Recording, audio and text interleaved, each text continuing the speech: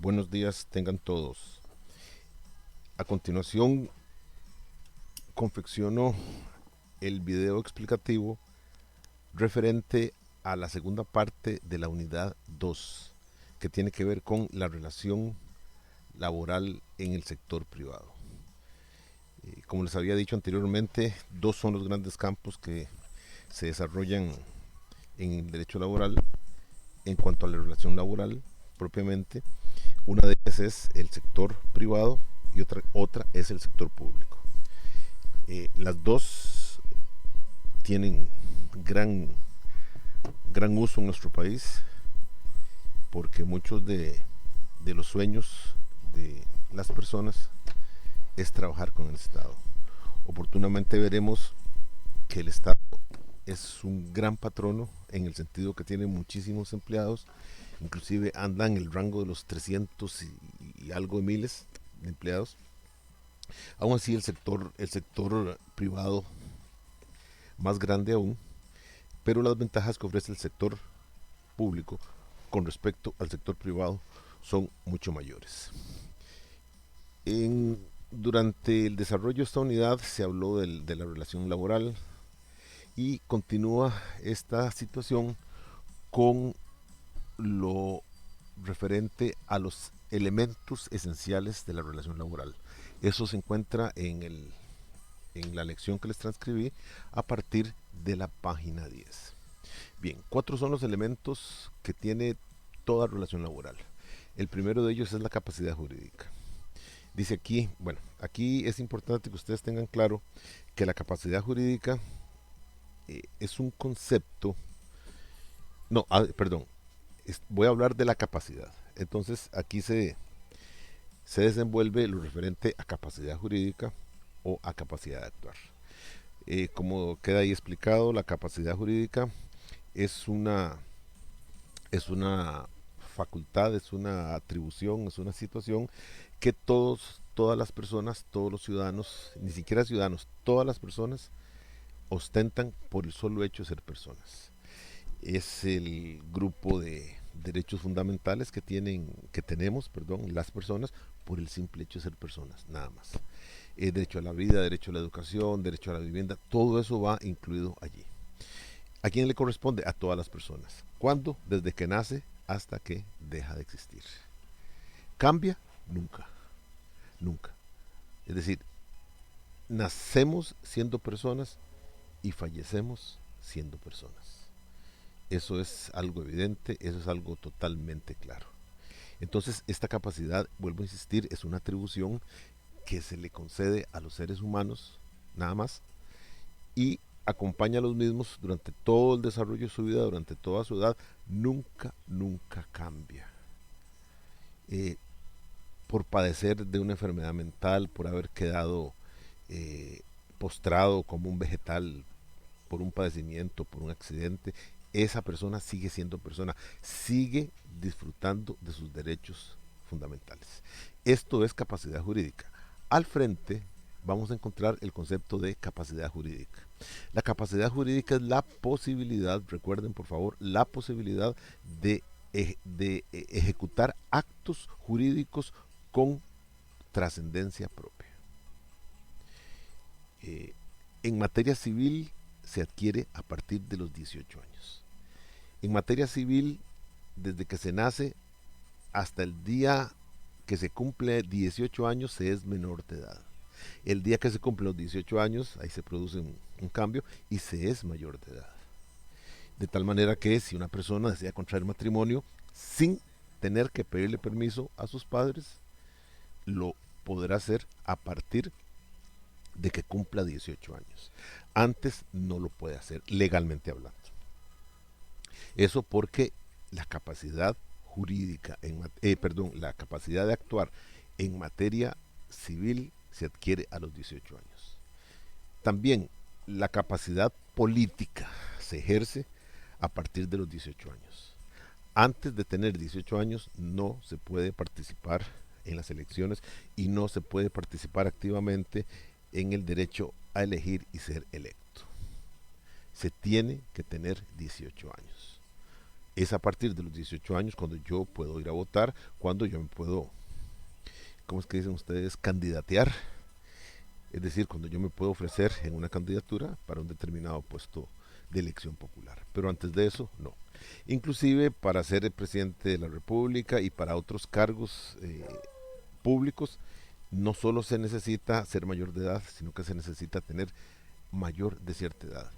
Me parece, no lo tengo muy claro, pero habría que revisar la Constitución, pero son 32 o 35 años los que se requieren para poder ser presidente de la República. De hecho, el actual presidente es uno de los presidentes más jóvenes que Costa Rica ha tenido, lo cual siento que de alguna manera ha molestado a muchísima gente. Gente que no entiende que nos puede regir una persona joven. Igualmente, cuando fue presidenta de la República, esta señora Chinchilla, fue lo mismo. Había gente que no entendía, que no aceptaba que una mujer dirigiera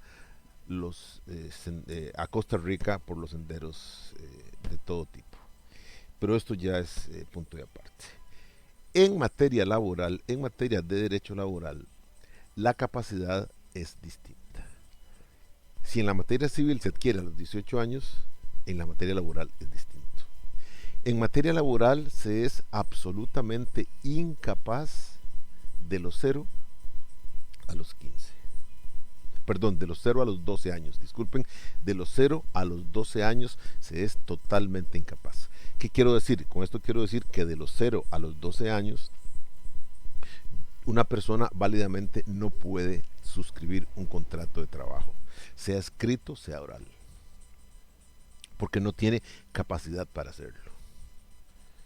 Entonces, un menor de 10, 11 años no puede ir a la Caja de Seguro Social para que la Caja de Seguro Social lo ponga en planillas. Eso porque legalmente no puede ser. Bien, de los 12 a los 15 años, el menor de edad es relativamente capaz.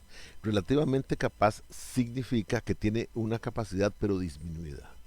Entonces el menor evidencia su deseo de trabajar, el menor de esa edad, entre esa edad, ¿verdad? Evidencia su deseo de suscribir un contrato de trabajo. Entonces ese contrato de trabajo debe hacerse con el aval de los padres o del Patronato Nacional de la Infancia. En el Patronato Nacional de la Infancia, no sé si todavía lo hacen, por lo que les voy a decir a continuación, en el Patronato Nacional de la Infancia, cuando se trataba de un menor de 12 a 15 años, inclusive si alguna vez los padres no estaban anuentes a conceder ese permiso, el patronato lo daba y concedía lo que se llamaba un permiso de trabajo. Con este permiso de trabajo, el menor ya podía suscribir contratos de trabajo y podía ser inscrito en la seguridad social. Bien, después de los 15 años, la persona en Costa Rica es absolutamente capaz de suscribir contratos de trabajo propiamente, sin necesidad de tutores, sin necesidad de padres, sin necesidad de autoridades como el Patronato Nacional de la Infancia. Es a partir de los 15 años en que ya lo puede hacer. Obviamente cuando tiene 18 con muchísima mayor razón. Pero aquí la idea es que traslademos la mayoridad civil, que es a los 18, en materia laboral, la mayoría laboral se adquiere a los 15 años. Esto, como les he dicho, tiene consecuencias. Tiene consecuencias y por eso es que les decía que el Patronato Nacional de la Infancia a veces ya no da estos permisos tan alegremente como los hacía antes. Costa Rica ha suscrito infinidad de tratados internacionales que tienen que ver con las más diversas materias. La materia laboral no se escapa. Entonces, en materia laboral, Costa Rica ha firmado tratados que prohíben el trabajo de los menores de edad. El problema es que Costa Rica, en materia laboral, establece 3 tipos de menores de edad. El absolutamente incapaz, el relativamente capaz y el completamente capaz. De los 0 a los 12, de los 12 a los 15 y de los 15 a los 18. Esas son las tres etapas en que estamos en materia laboral. Solo que este tratado, que tiene una superioridad a la ley, este tratado lo que habla es que los menores de edad, es decir, todas aquellas personas que no hayan cumplido la mayoridad, o sea, que no hayan cumplido los 18 años, en pocas palabras, que no tengan cédula de identidad válida, son menores de edad y por lo tanto no deberían estar trabajando. Obviamente esto choca con las realidades del país, esto choca con una Costa Rica necesitada de recursos por parte de las familias, principalmente en las áreas de campo, en las áreas rurales, donde los padres pues simplemente hacen una ecuación según la cual ya el muchacho, la persona, sabe leer y escribir. Eventualmente pensemos que cumplió el sexto grado y que sacó el título de sexto grado. Sabe leer, escribir y la aritmética básica. O sea, suma, resta y divide. Aunque eso de la aritmética básica es relativo. Mientras sepa utilizar una calculadora o la calculadora que traen los teléfonos, prácticamente no le van a pedir ni siquiera que sepa la tabla del uno. Bien, entonces la persona sabe leer y escribir, puede leer lo que le están poniendo al frente, aunque eventualmente no lo entienda. ¿Qué es lo que sigue? Arriesgarse a matricular a esa persona en secundaria. En secundaria, obviamente, el paso por el secundaria va a acrecentar sus conocimientos y lo prepara, comillas, para eventualmente ascender al campo universitario. Lo que pasa en muchísimas zonas urbanas y no urbanas en Costa Rica es que eso es una inversión. Es una inversión por el simple hecho de que tener muchachos, ya no hablo de niños, tener muchachos estudiando implica costearles el estudio. Y no solamente eso, implica que ese muchacho se va a quedar en la casa estudiando, más no trabajando. Entonces la ecuación es a veces que crecería más la economía familiar si los muchachos que deberían estar en secundaria se ponen a trabajar. Lo cual a veces es cierto, y digo a veces es cierto porque un muchacho con su sexto grado comienza a trabajar, tendrá una labor totalmente manual, una labor apenas retribuida, con un salario que eventualmente no pase de 300,000 colones al mes, de 200,000 colones al mes o por ahí, y con eso bastará para independizarse, y entonces lo que se hace con 200,000 colones al mes prácticamente es nada. Es prácticamente sobrevivir, ni siquiera vivir, es sobrevivir. Entonces, de tal manera, ¿qué es lo que estamos haciendo? ¿Qué es lo que se está haciendo? Perdón, se está arraigando todavía más la pobreza. De la pobreza se salen por dos vías, por la vía legal y por la vía ilegal. Por la vía ilegal, perdón, no quiero ni hablar. Eso pues ya todos sabemos por dónde va. Pero por la vía legal, la única forma de superarse es a través del estudio.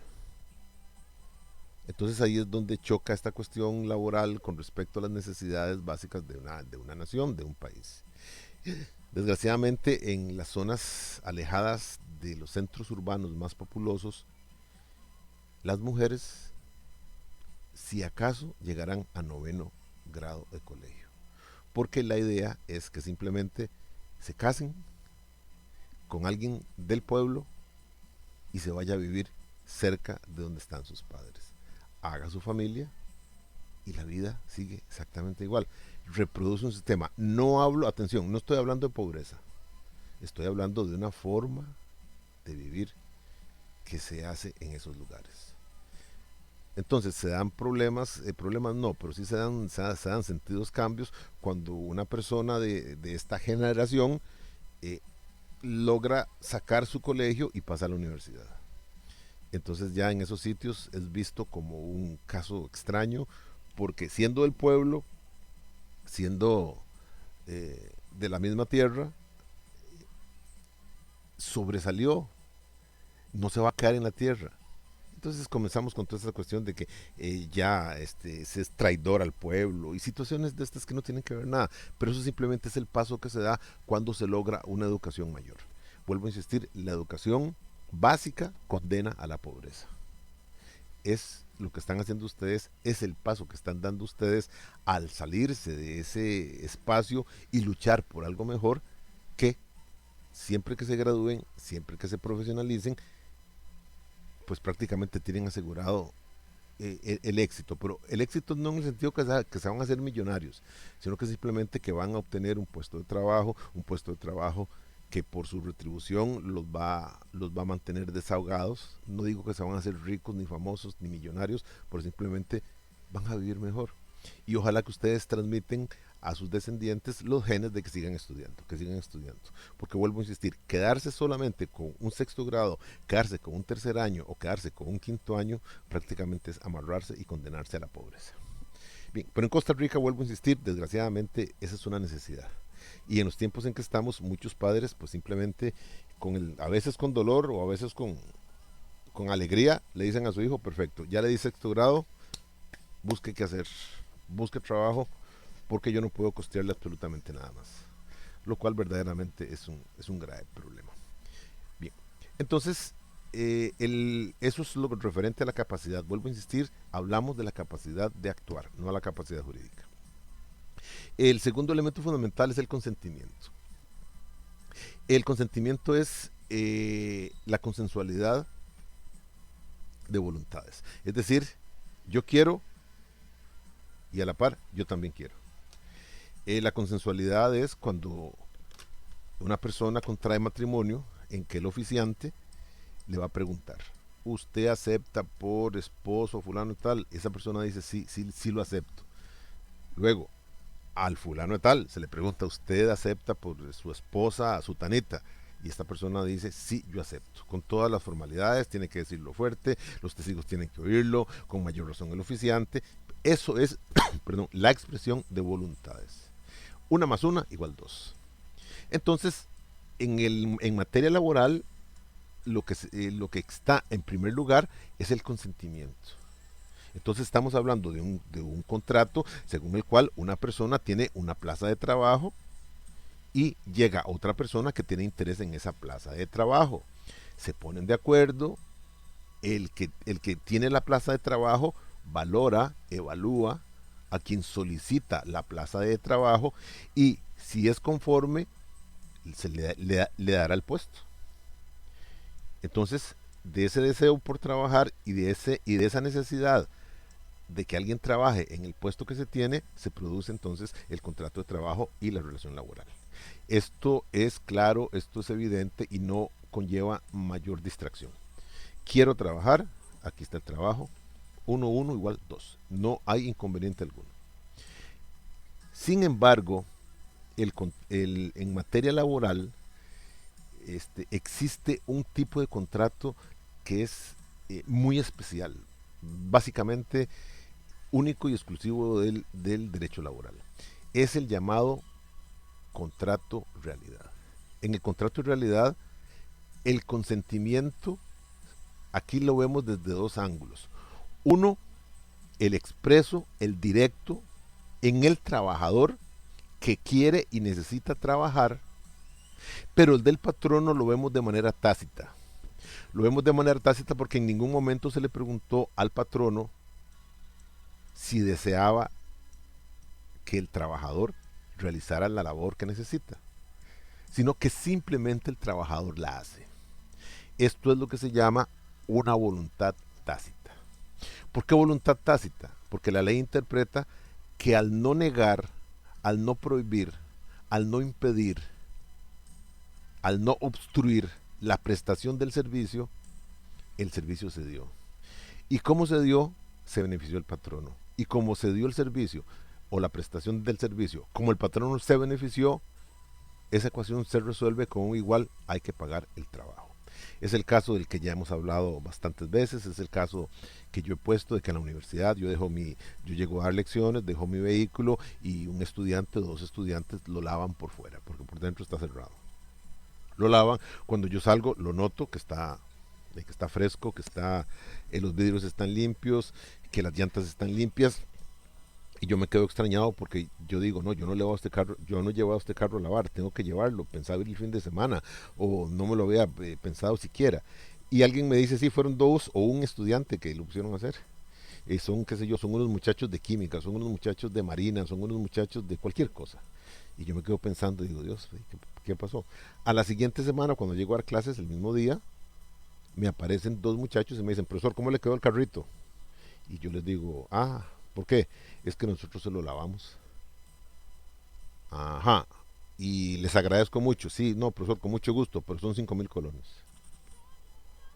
En ese momento, el planteamiento que hago es un planteamiento académico. ¿Qué tengo en mis manos? Tengo un servicio prestado. Me lavaron el carro. Dos, no existe una voluntad en contrario de mi parte. Nunca me opuse antes de que lavaran el carro. Entonces se produce una voluntad tácita de mi parte para o sea, no me opuse a que lavaran el carro. Igual, eso es igual a que tengo que pagar los 5.000 colones. Entonces, ¿cómo hago yo para que no vuelva a darse? Muy fácil. En, redacto un papelito, le pongo un poquito de plástico, cualquier cosa, y cada vez que llegue yo a la universidad y a dejar el carro, saco la hojita que debe estar debajo de un asiento, una cosa así, la saco, la pongo sobre el parabrisas, una hojita que diga, atención, no me hago responsable si alguien lava el carro. Ahí estoy manifestando mi voluntad de que no se haga el trabajo. Y si aún así lo hacen, entonces ya yo no voy a pagar, porque yo había dicho que no lo hicieran. Ahí hay una voluntad negativa de mi parte. No es tácita, sino que expresamente yo quiero que no me laven el carro. Vuelvo a insistir, este contrato de realidad es exclusivo del derecho laboral. Por eso es que el consentimiento se debe ver en esos dos aspectos. También se habla de que el consentimiento, una de las características del consentimiento es que debe ser dado de manera libre, consciente y espontánea. Esto significa que con esos adjetivos, libre, consciente y espontáneo, así se debe pedir el trabajo y así se debe dar el trabajo.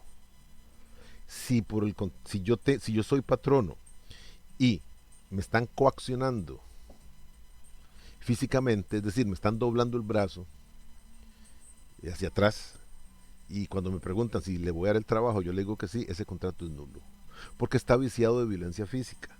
Por el contrario, si yo sé que tengo una entrevista de trabajo que va a llegar X persona, y antes de eso me hacen una llamada y me dicen, mire, yo soy fulano tal, yo necesito que usted me haga el favor de darle el trabajo a la persona que va a llegar a la cita, qué sé yo, de las 9. Yo le digo, ¿por quién es usted? No, que no importa quién sea yo. Simplemente lo que le quiero decir es que en estos momentos estoy en la escuela X donde estoy viendo a sus hijos.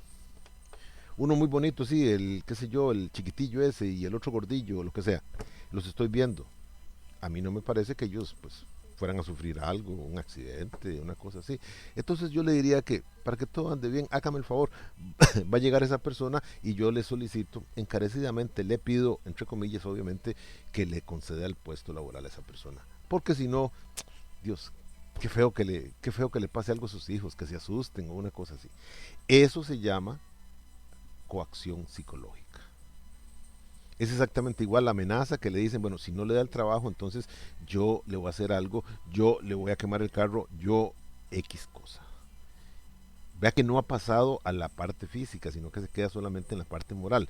Pero ante una amenaza de ese tipo, ¿cómo quereríamos que fuéramos a actuar? Ahora, ese contrato se hace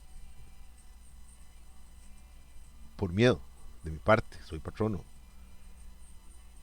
Pero ese contrato, si luego se aclara todo, ese contrato es nulo. Porque yo accedí, no, de manera que, bueno, accedí de una manera que no fue clara, libre, consciente y espontánea, sino que fui obligado a eso. Es el, es el tema de que da risa, pero que no es de tanto reírse, sino que es un tema muy serio. Cuando alguna persona va a contraer matrimonio y han visto, no sé, han visto películas o lo que sea, que está el suegro con una pistola, que está alguien apuntándole una cosa así para que diga que sí, ese matrimonio es nulo, porque no existe un consentimiento libre, consciente y espontáneo. El día que usted se vaya a casar, si es que lo hace, sepa que está adquiriendo en ese momento una gran responsabilidad, evidentemente una responsabilidad inmensa. Entonces, hágalo claramente, hágalo espontáneamente, hágalo libremente. La razón, la de siempre, que es que nos conocemos y nos queremos, está bien. En eso no vamos a discutir. Pero usted lo hace, pues obviamente esperanzado en que la vida vaya bien y todo. Muchas veces esos matrimonios no duran un año, ni dos, ni tres, una cosa así. Pero eso ya son vicisitudes de la vida que no tienen que ver con esto. Pero vuelvo, insisto otra vez, ese consentimiento debe ser libre, consciente y espontáneo. Otro de los elementos de la relación o del contrato es el objeto. Dice, la necesidad que tiene el patrono de que una persona desempeñe una determinada labor y la necesidad de la persona de ganar un salario para su sustento es el objeto de toda relación de trabajo. Con esto debe quedar muy claro que nadie trabaja gratis. Nadie. Y nadie es contratado, perdón, para hacer nada.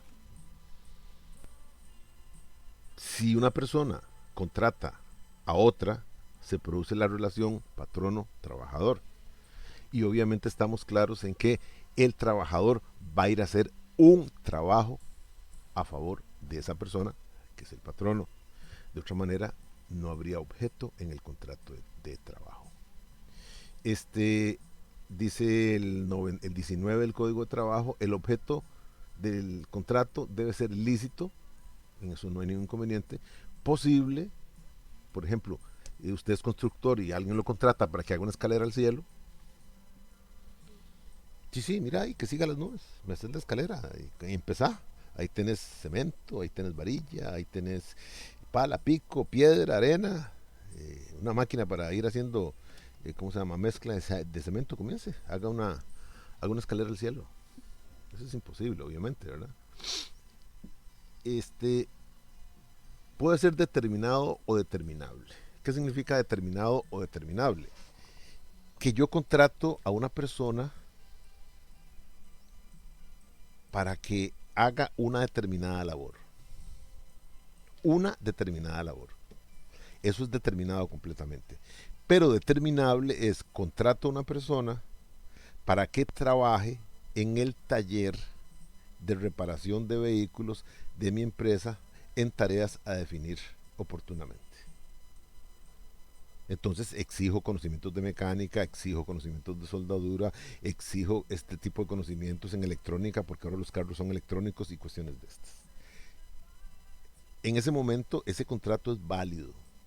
¿Por qué? Porque la persona contratada sabe que va a ir a laborar a un taller de reparación de vehículos en labores que le serán asignadas. Puede ser que yo le diga, bien, a partir de este momento usted se encarga de lo electrónico. Usted va a ser el eléctrico de este taller. Si tengo la experticia para eso, iré a hacerlo. O, no, usted se va a encargar solo de lo que es luces. O usted se va a encargar solo de lo que es tapicería. O usted se va a encargar de todo lo que son motores de combustión por computadora. Y usted de los que son manuales. Así voy dándole. Pero lo que sucede es que la persona tiene que estar capacitada para esos casos.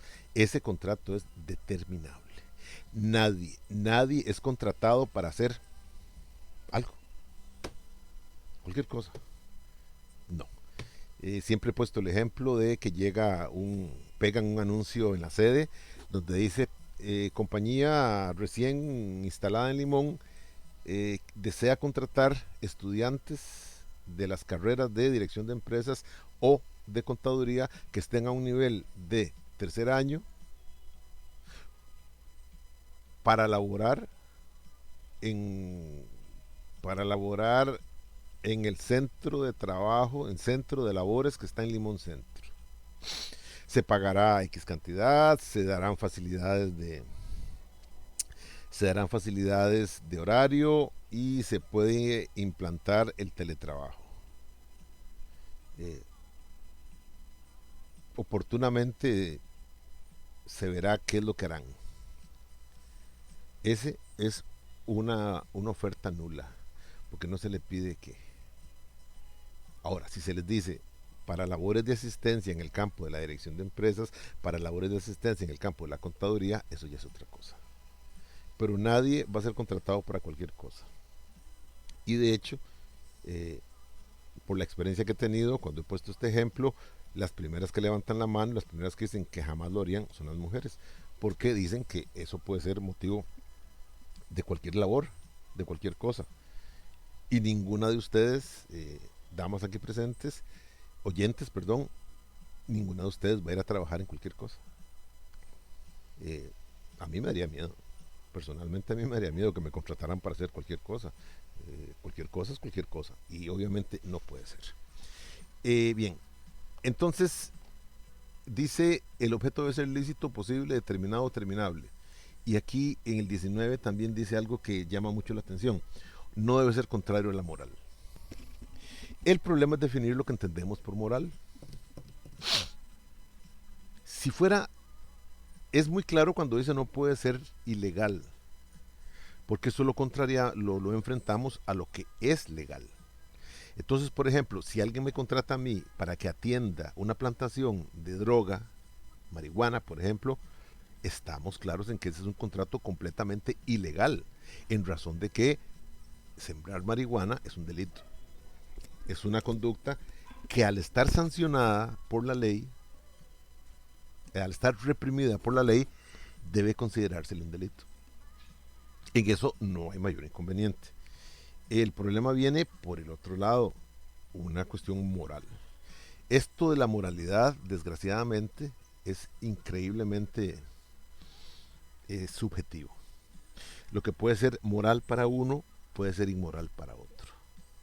Si nos vamos a cuestiones que tienen que ver con aspectos sexuales, y al referirme a aspectos sexuales es, entre otras, exhibición de cuerpo, es el ejemplo del que hablábamos, de la persona, del patrono que le pide a las trabajadoras de su centro comercial, de su tienda deportiva, que durante los meses de enero, febrero y marzo, que son los meses de verano y todo ese tipo de cosas, él va a poner, bueno, ya la tienda tiene aire acondicionado, entonces va a reforzar la seguridad, y todas las mujeres que laboren en ese establecimiento deben ir uniformadas de la siguiente manera: sandalias de playa, un vestido de baño de 2 piezas con una pañoleta amarrada con un nudo en la cintura, y en la parte de arriba pues con el vestido de baño y nada más. Va a haber seguridad, va a haber gente de seguridad constantemente dando vueltas por si alguien quiere, pues, no sé, sobrepasarse o decir algo feo, una cosa así. Esa es la garantía que se les da. Hay aire acondicionado, entonces no van a padecer de frío, no van a padecer de calor, la temperatura está controlada y simplemente es para hacer una alegoría al verano y que vive el verano, y va a haber ahí sonido de olas de mar y de brisa sabrosa, ese tipo de cosas. ¿Puede o no puede una dama?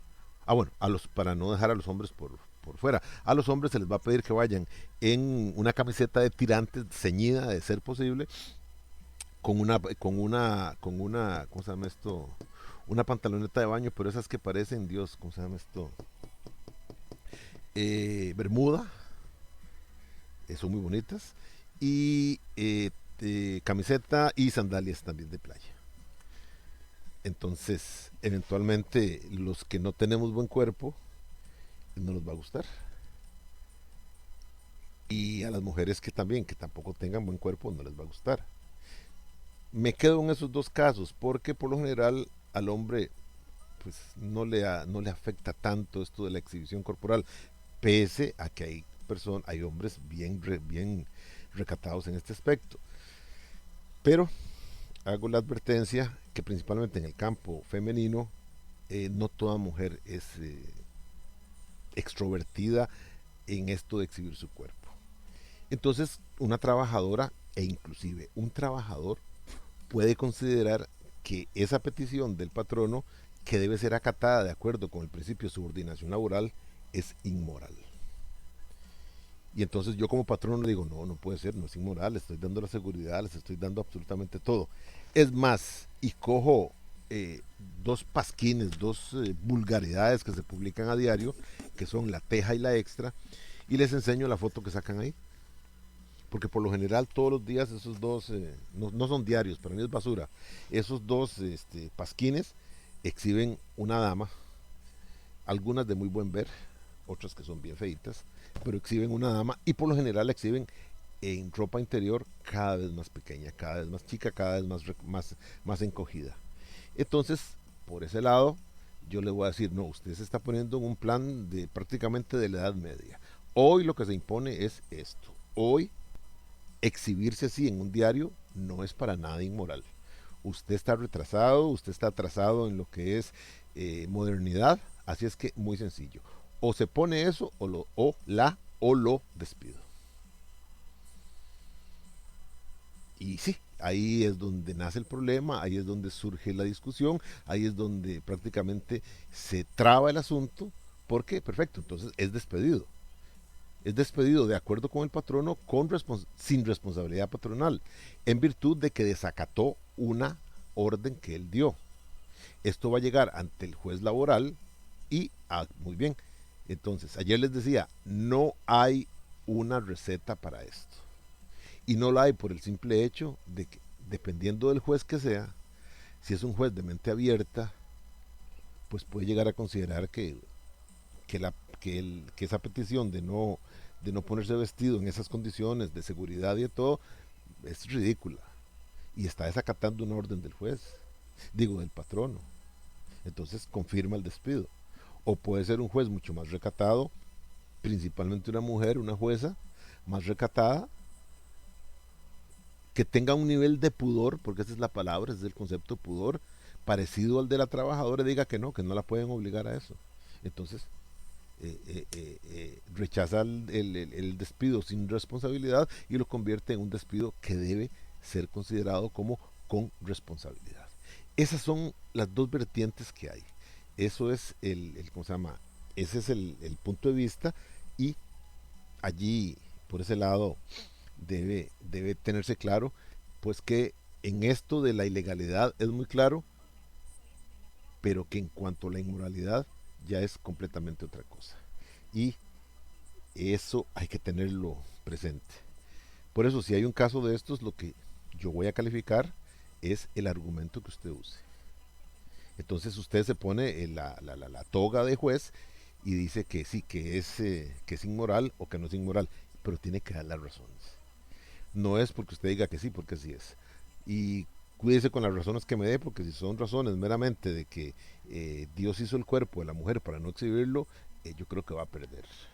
Porque ya eso son trascendencias eh, religiosas y estamos aquí en un proceso de razón, en un proceso de análisis, pero no de asuntos religiosos, sino de asuntos verdaderamente reales. Entonces por ahí lo deben tener verdaderamente en mente.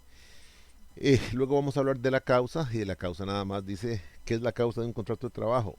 La voluntad de cambiar trabajo por salario. Entonces el patrono va a ofrecer trabajo a cambio de un salario. Y al revés, el trabajador ofrece su labor a cambio de salario. En cuanto a los tipos de trabajo, tenemos varios. El primero de ellos es el llamado contrato por tiempo indefinido.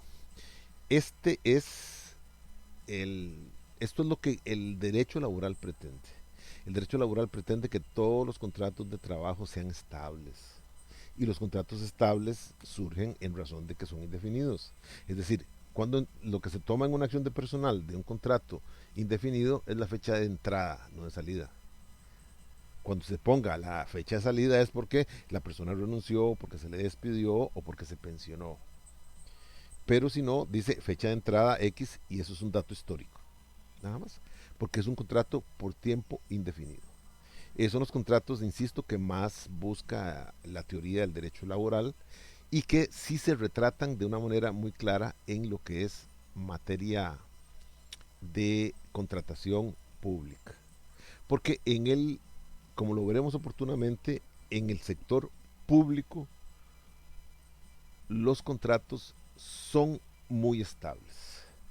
De tal manera que una vez contratado, el funcionario, una vez que pasó, que sobrevivió las pruebas que se le pusieron, los procesos de oposición se llama, adquiere el derecho a la plaza, la adquiere en propiedad y a partir de ahí no se le puede tocar.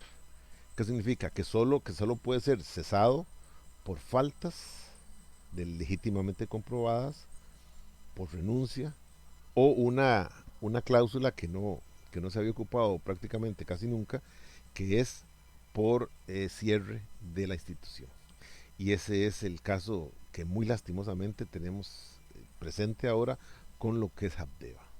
Los empleados de Habdeba eran, bueno, los que ya no son, ¿verdad? Obviamente, eran empleados públicos y tenían esa estabilidad, pero simplemente Habdeba, por todo el asunto de la concesión y por todo lo de la planta de APM y porque le retiraron toda la carga, todo el servicio de los buques, los mandaron para APM, dejando podrirse y dejando a la intemperie prácticamente y dañándose los muelles nacionales. Solo en este país se dan esas cosas. Habdeba se está cerrando, se está cerrando, se está cerrando, se está contrayendo hasta que llegará a desaparecer.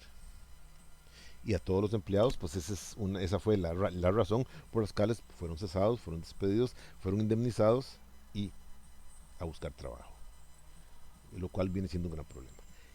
También he dicho, me han oído ustedes hablar, de que en materia de relaciones laborales privadas, este principio bueno, esta situación de los contratos por tiempo indefinido es letra vacía, es lo que llamamos letra hueca, porque en materia de contratación privada laboral, el patrono tiene por ley la posibilidad de cesar al trabajador en cualquier momento, sin motivo alguno, simplemente por decisión unilateral.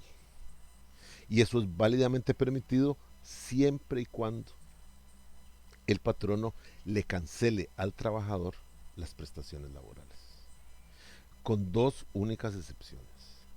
Cuando se trate de una trabajadora que esté embarazada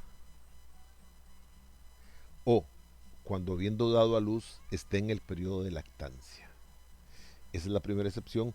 Y la segunda excepción es cuando el trabajador haya sido miembro del sindicato de trabajadores que funciona en la empresa y su nombramiento haya finalizado hace menos de un año, o cuando sea miembro del sindicato. En esos casos está revestido de una aureola de seguridad, de permanencia, y no se le puede tocar.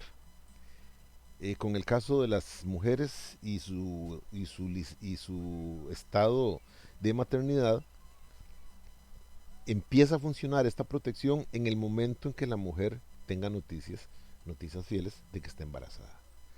¿Cómo funciona eso? Bueno, eh, una mujer se da cuenta que está embarazada, bueno, supongo que porque no le viene su periodo. Me decían alumnas que hay veces que no, bueno, que todas las mujeres no tienen un periodo fijo como un reloj, mes a mes. Que hay veces que se atrasa, inclusive hay meses que está ausente, pero que al siguiente ya viene, entonces ya se normaliza y todo lo demás. Entonces pensemos que una mujer con una vida sexual activa, un mes no tiene su periodo, lo cual le causa pues alguna no, le causa bastante incertidumbre. Entonces esta mujer va, no sé, pienso lo que, yo no soy mujer, insisto, pero ¿cómo actuaría yo? Pues iría a un supermercado, iría a una farmacia y compraría una de esas pruebas, acierto, no sé cómo se llaman, y me hago la prueba. Si la prueba sale negativa, pues pensaré que es un atraso, que es una situación así. Pero si la prueba sale positiva, ya se me confirma de esa manera que estoy en estado de maternidad. ¿Qué hago en ese caso? En ese caso inmediatamente debo ir a un laboratorio y esos creo que lo hacen por sangre. Me parece que es por sangre. O voy de un ginecólogo, bueno, no sé cómo será, y ahí yo, insisto, no sé cómo funciona eso, pero voy a un médico, voy a un laboratorio y allí me certifican que efectivamente que estoy embarazada. Esa constancia que hace años tenía que ser emitida por la Caja de Seguro Social con confirmación, es decir, 2 exámenes, eso hoy se ha reducido a un solo examen y puede ser privado. Entonces, desde ese momento, lo que se dice, lo que se indica, lo que se aconseja es que la persona, que la mujer vaya, lo presente y se lo entregue al patrono, ya sea con testigos o que vaya al departamento de personal o como sea y que le pongan un recibido. A partir de ese momento, la protección del estado de embarazo en la mujer la protege.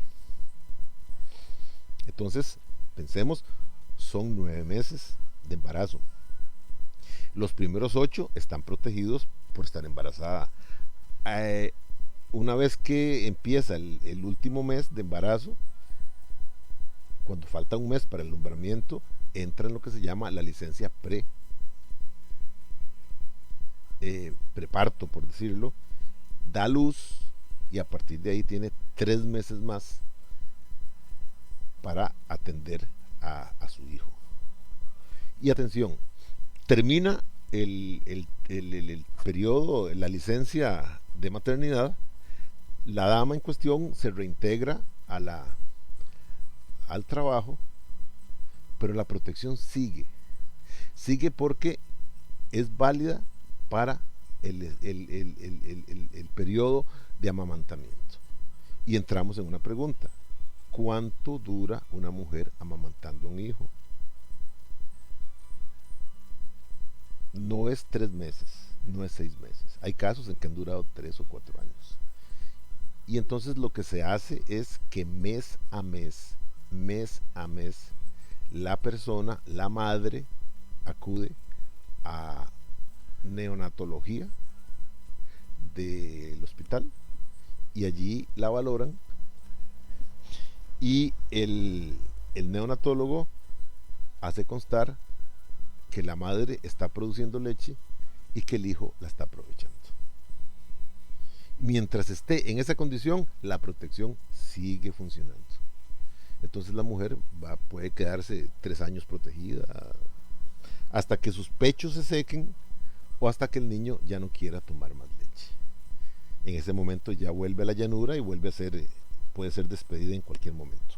Pero vean cómo, insisto, en materia de contratación privada, este principio viene siendo vacío, viene siendo hueco, porque el patrono tiene la posibilidad, salvo con esas 2 excepciones que he anotado, tiene la posibilidad de cortar la relación laboral cuando a bien le convenga, siempre y cuando pague ¿cómo se llama? Pague las prestaciones laborales. El segundo tipo de contrato es por tiempo determinado. En la finalización del contrato, de la relación, ya está anunciada. Es un contrato, dice el artículo 27 del Código de Trabajo, es un contrato extraordinario. O sea, la ley no pretende que esa sea la modalidad de contratación que se haga. Y cuando se hace por varios meses, por varias veces, puede dar lugar a consecuencias para el patrono negativas y para el trabajador positivas. Me explico. Por ser un contrato extraordinario, entonces básicamente es por ciertas causas que se dan estos contratos.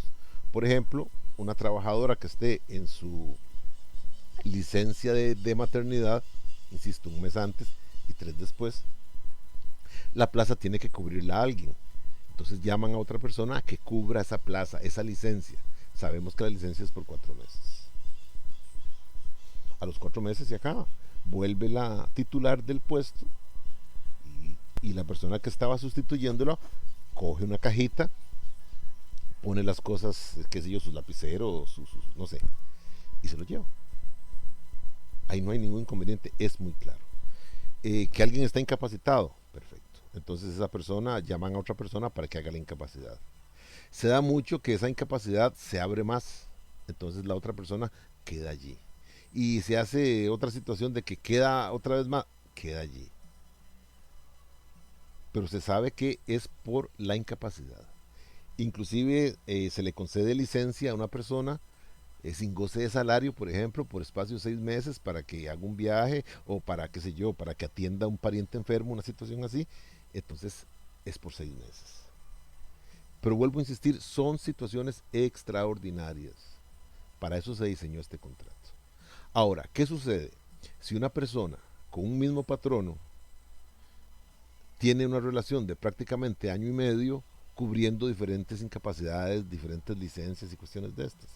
Cuando se acabe la última licencia, al año y medio, a los 18 meses, a esa persona hay que pagarle prestaciones como si fuera un contrato por tiempo indefinido, porque sobrepasó el término que habla el artículo 27, que es de un año.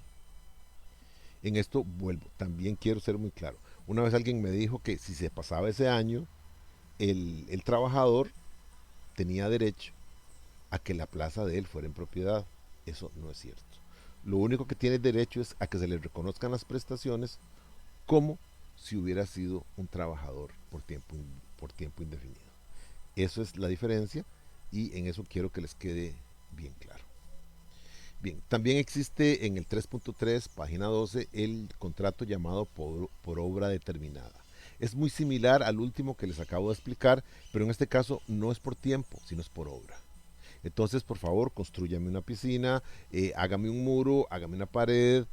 ¿Cuánto dura haciendo el muro? ¿Cuánto dura haciendo la piscina? ¿Cuánto dura haciendo la pared? Ese es el término del contrato.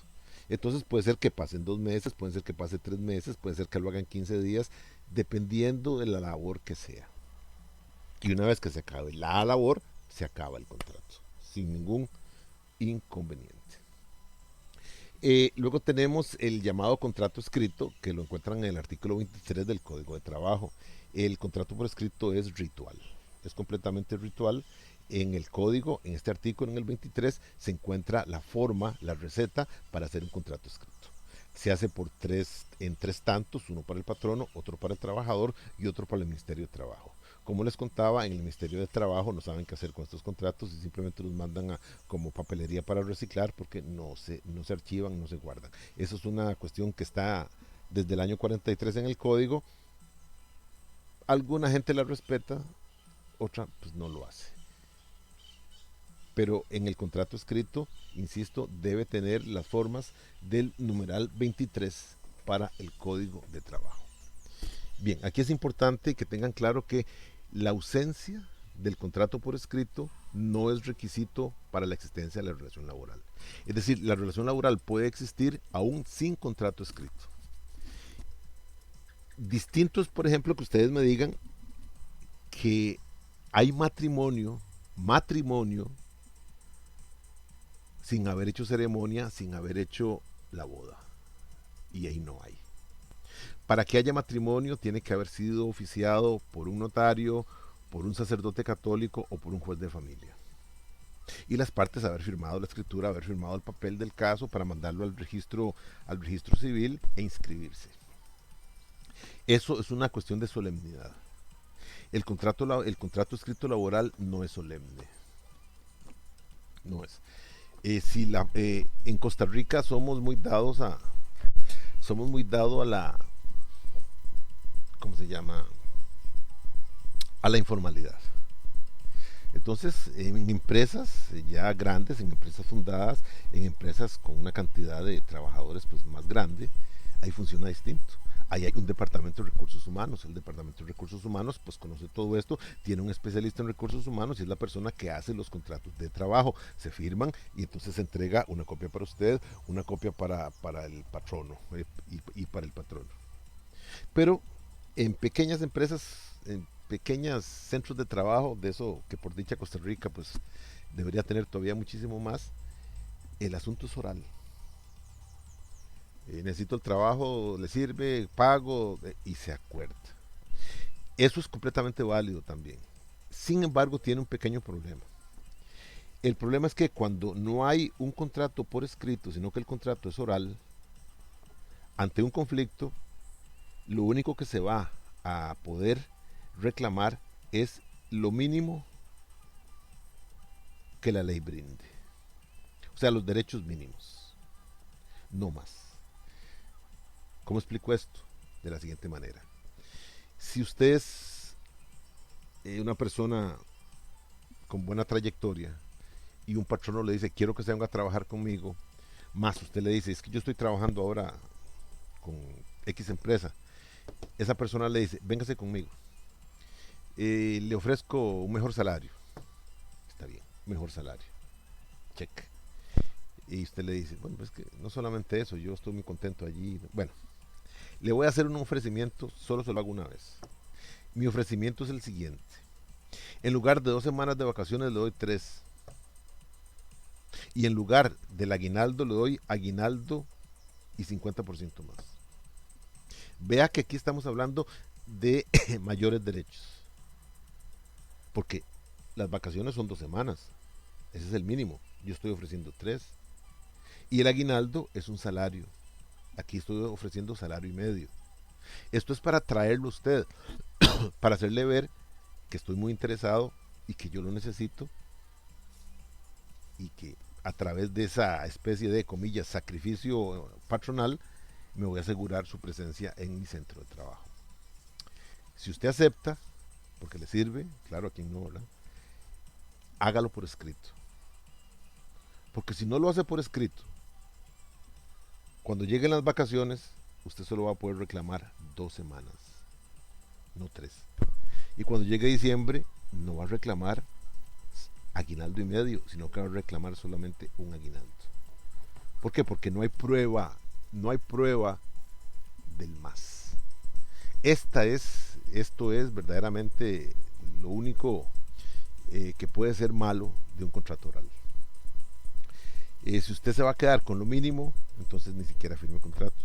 Ahí está. Pero si usted le van a ofrecer alguna ventaja extra, entonces sí, hágala por escrito, porque de tal manera no puede reclamar lo que sea mayor a lo mínimo. Por último, tenemos el contrato de servicios profesionales. En cuanto a la definición, en cuanto a su definición 4.4.1 de la página 13, decimos que es un contrato por medio del cual un profesional se obliga a prestar a una persona física o moral un servicio profesional a cambio de una retribución conocida como honorarios profesionales. Aquí es importantísimo definir que todo contrato,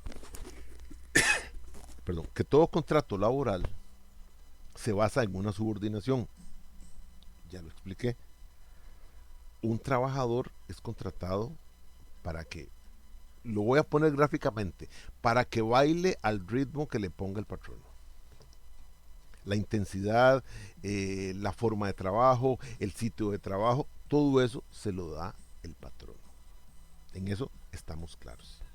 Pero en el contrato por servicios profesionales, ese criterio de subordinación prácticamente no existe, pero sigue siendo un contrato laboral.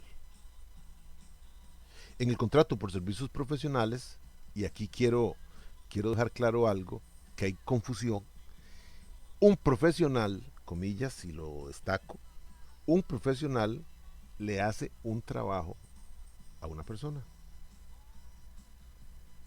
¿Por qué se busca un profesional? Porque es una persona que tiene la experiencia, tiene la expertise para realizar esa labor.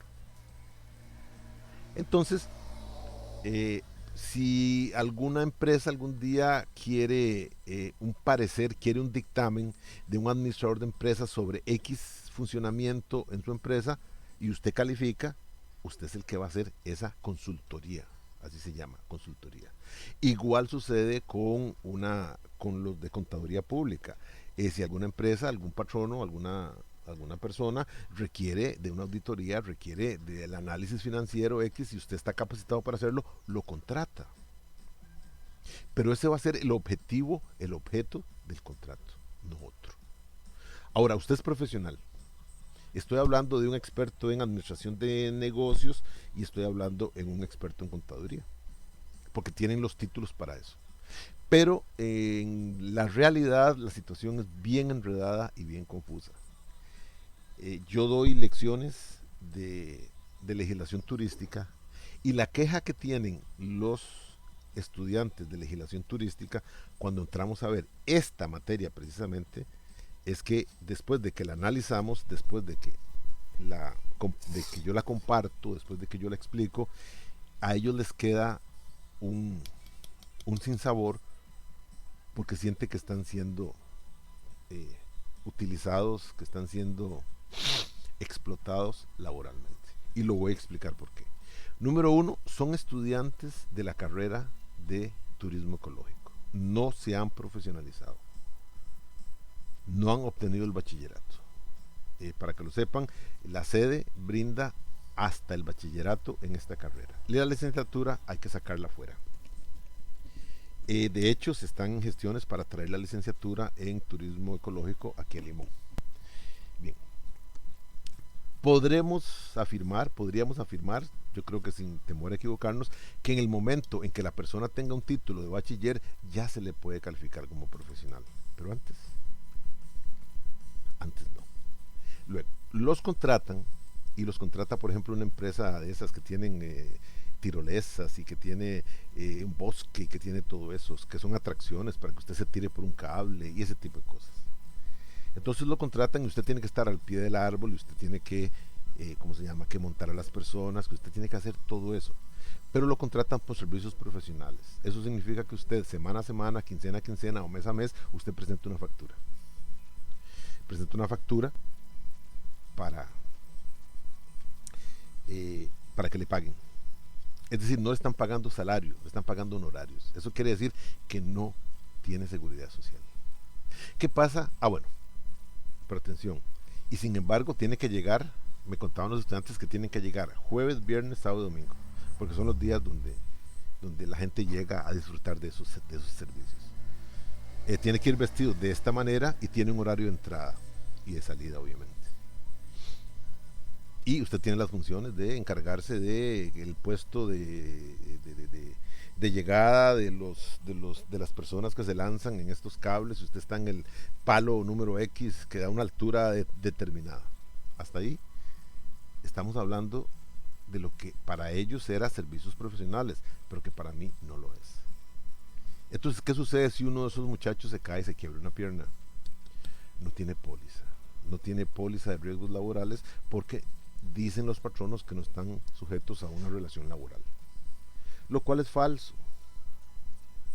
Cuando usted está inmerso en una relación laboral, a usted le ponen hora de entrada, le ponen hora de salida, le ponen la subordinación, le dicen qué se pretende de usted, cómo quiere que se haga esa faena para la que lo están contratando.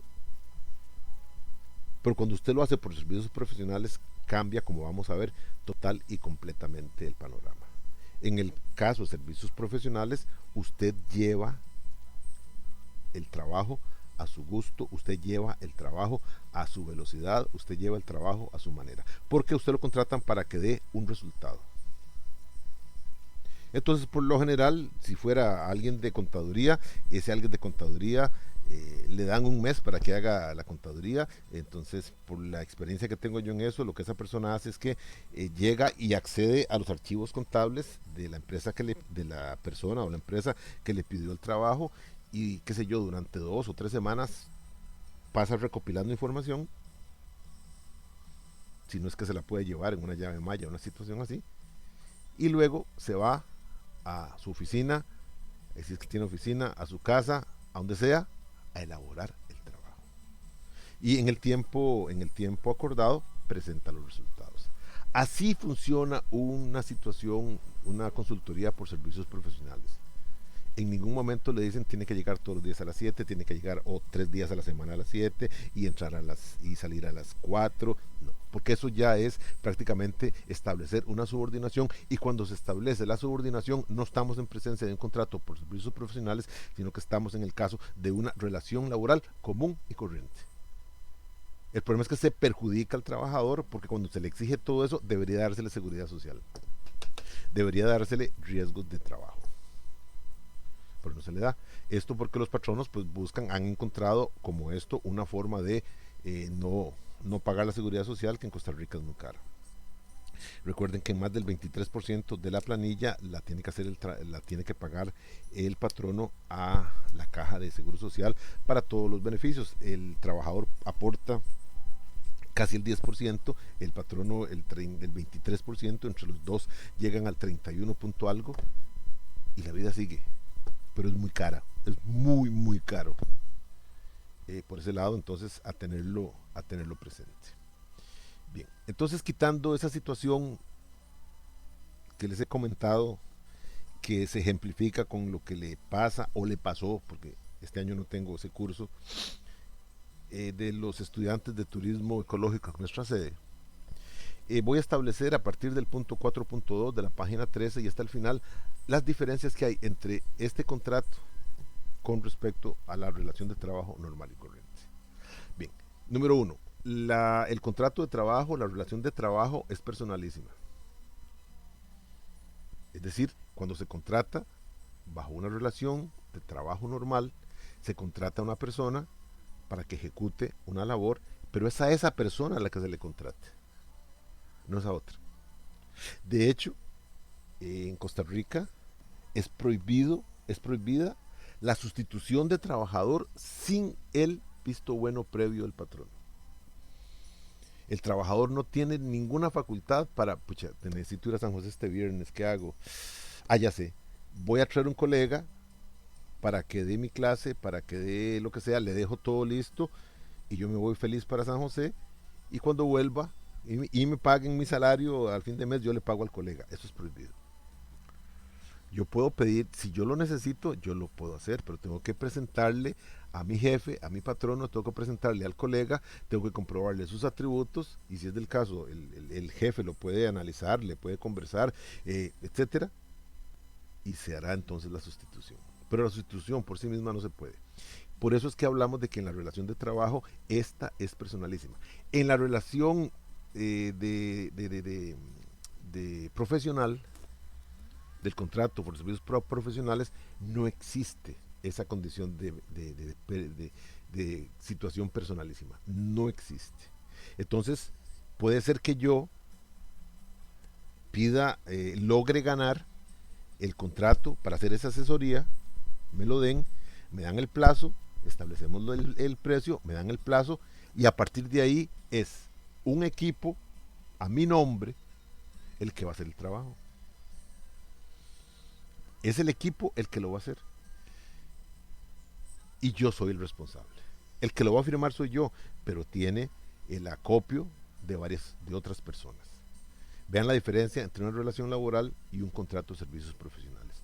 Son dos cosas completamente distintas. En eso estamos muy claros. Otra más, el contrato laboral normal está regido por la subordinación, ya lo he explicado, ya sabemos qué es.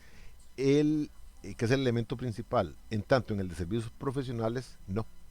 Porque en el servicios profesionales es el profesional el que decide cómo hacer porque no está subordinado. A mí me piden la auditoría, a mí me piden el dictamen y yo lo hago de acuerdo a mi capacidad, a mi experiencia. Y eso lo vamos a ver muy claro, por ejemplo, si uno de nosotros tiene un dolor de muelas, va ¿a dónde va a ir? Donde un dentista.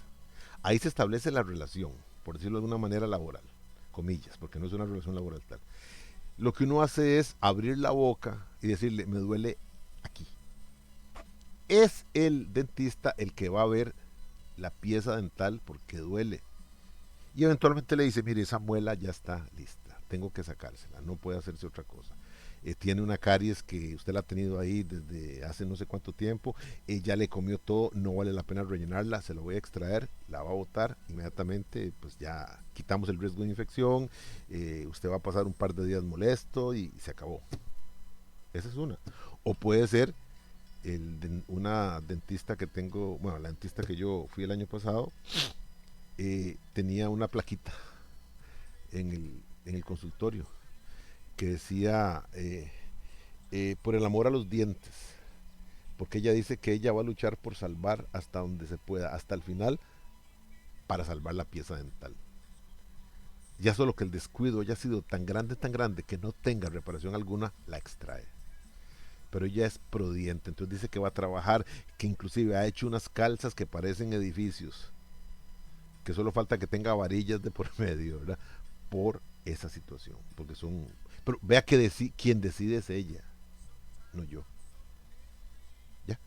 Entonces, cuando uno va donde un profesional, es el profesional el que le dice cómo lo vamos a hacer.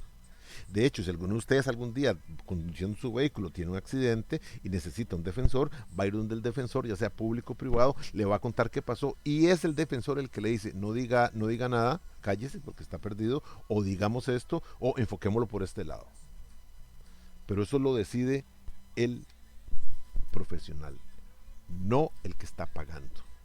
Entonces no hay subordinación, porque en la subordinación el patrono le dice al trabajador cómo quiere que haga el trabajo. Pero en estos servicios profesionales no se lo dice, no se lo puede decir, no se lo debe decir tampoco.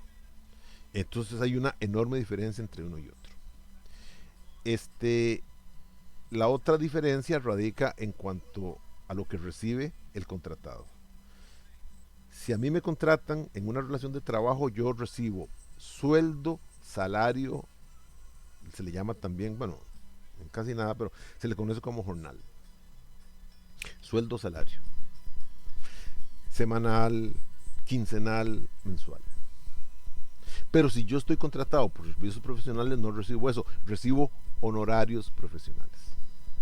Y de hecho yo tengo que extender una factura electrónica por esos, ¿cómo se llama? Por esos honorarios profesionales que he recibido. En eso es importante que lo tengan claro por la diferencia que se tiene. Otra diferencia es dónde se presta el trabajo. Salvo ahora que está, pues por estas cuestiones de la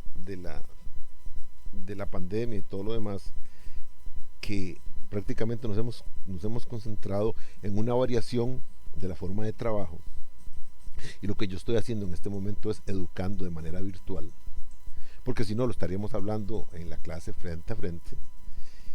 Pero por lo general en tiempos en que no había pandemia, el trabajador bajo un contrato de trabajo normal presta sus servicios en el centro de trabajo. Algunos centros de trabajo ponen en práctica, en aquel momento se llamaba teletrabajo, con todos los bemoles que eso trae, pero lo pone en práctica. Pero lo que predominaba era el ir a trabajar allí. De eso se nutren los buses, se nutren las sodas, se nutren los restaurantes, el Uber, todo eso se nutre porque la gente tiene que desplazarse.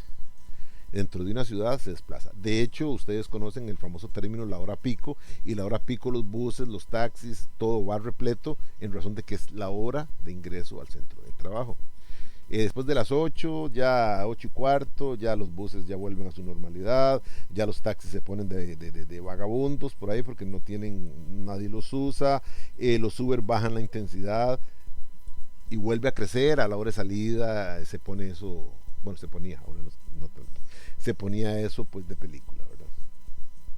Entonces tenemos muy claro cuando se trata de un contrato de trabajo normal. En los contratos por servicios profesionales, el contratado, por lo general, va al centro de trabajo para recabar información. Y es en su oficina, en su casa, en donde él quiera, que va formando el trabajo para el cual fue contratado. No tiene que asistir, no tiene horario, no tiene que entrar de 8 a 5, de 8 a 4, no. Y si lo fuera así, entonces no estamos en un contrato de servicios profesionales, estamos en un contrato bajo una relación laboral común y corriente. Esa es la gran diferencia entre uno y otro.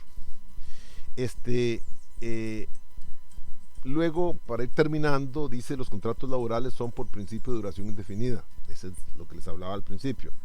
Pero en tanto los servicios profesionales evidentemente son de duración determinada, porque prácticamente se asemejan a un contrato de obra. Hágame esto, hágame esta consultoría, hágame ese trabajo, y cuando lo termine le pago y se acabó. Eso es todo. Sí, inclusive se asemeja mucho a lo que es el contrato por obra determinada. Bien, entonces es importantísimo tener en claro esto y darse cuenta que a veces se confunde un contrato con otro, pero que hay ciertas características que hacen que el contrato laboral normal y corriente sea uno y que el contrato por servicios profesionales sea otro. Hay patronos que en la actualidad mezclan los dos, tratando de buscar un poco más el de servicios profesionales, porque eso evita que tengan gastos con la seguridad social, los riesgos de trabajo y otras cosas más, lo cual obviamente es ilegal. Y yo les decía a los estudiantes ya para terminar, yo les decía a los estudiantes de turismo que si ellos demandaran a las empresas que los contrataron, ganan. Porque es más sencillo para ellos demostrar que había una relación laboral que para la empresa demostrar que era un contrato por servicios profesionales. No valía inclusive la famosa factura que se hacía, porque es muy fácil. Todos necesitamos trabajar. Entonces, desgraciadamente, ahí se producen los abusos porque ellos necesitaban trabajar, ellos tenían la oportunidad de adquirir alguna experiencia, son estudiantes y se aprovechaban de eso. Pero en fin, lo hacían por un espacio de unos 2 años, luego terminaban su carrera y marchaban a buscar mejores horizontes, pero les quedaba el sinsabor de este abuso por parte de estas empresas. Bien, de esta manera, jóvenes, terminamos lo que tiene que ver con esta unidad y para la próxima semana estaremos iniciando lo que es el análisis y el estudio de la tercera unidad del programa. Tengan todos muy buenos días.